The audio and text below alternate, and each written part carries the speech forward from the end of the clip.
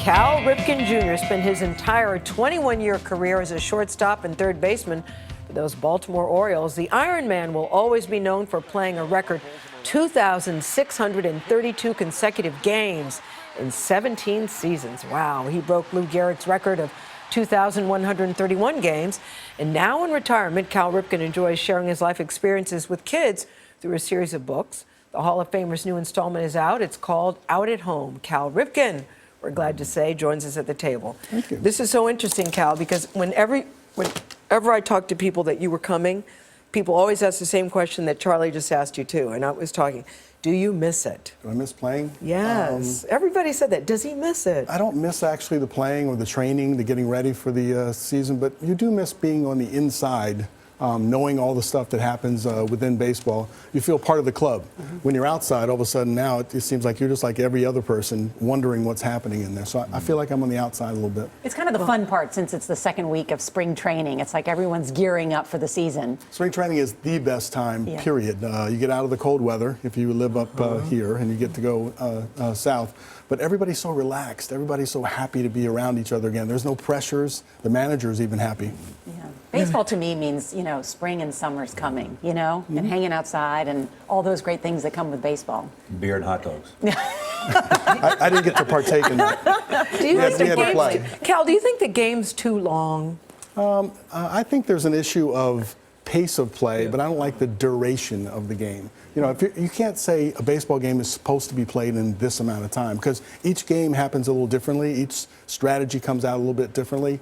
So I wouldn't want to put a limit on games, but I would encourage the game to be played a little bit more briskly. The guys that really know how to play, there's a pace that's really fun to be a part of and fun to watch. When did you first meet ARod?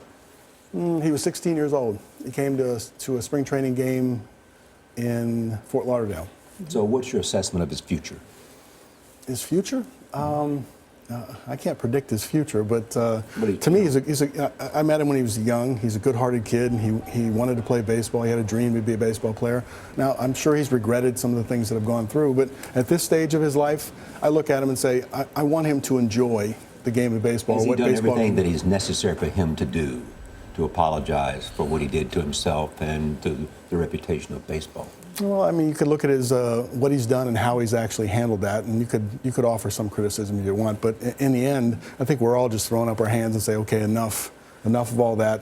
Let's just get back and play ball, and let's focus on what's going on between the white lines. So it might be a little bit of a distraction for his teammates, which is sad. It might be a really difficult time for him to relax and enjoy the last parts of his career. But my hope is that he can.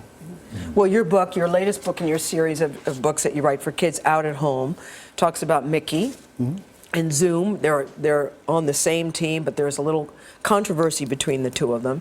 And the reason why you write this book is because you really want to teach kids lessons about sports and good sportsmanship. Yeah, and some of the social issues that are around that we all deal with. I mean, the very first one was a lot about my own personal experience. It was hothead.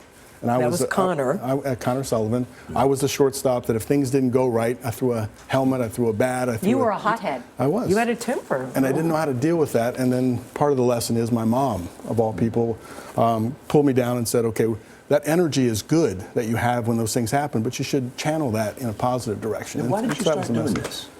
Well, I always liked influencing kids in a positive way. We did some early kids books that were really well received, and I was a reader. I like to read, and for some reason, when you write issues down in a book, it becomes more factual, it's more meaningful, and it's less emotional for the kids to actually think about somebody else having an issue and then relating it back to them. Even that word issue, the social issues involved in sports is what you deal with in each of these books. Bullying, hothead, all of those things really important in sportsmanship. Well, I mean, Supersized Slugger had an issue, too, that we all come in different shapes and sizes. And there was a third baseman that had a stigma that we got teased a little bit for being bigger.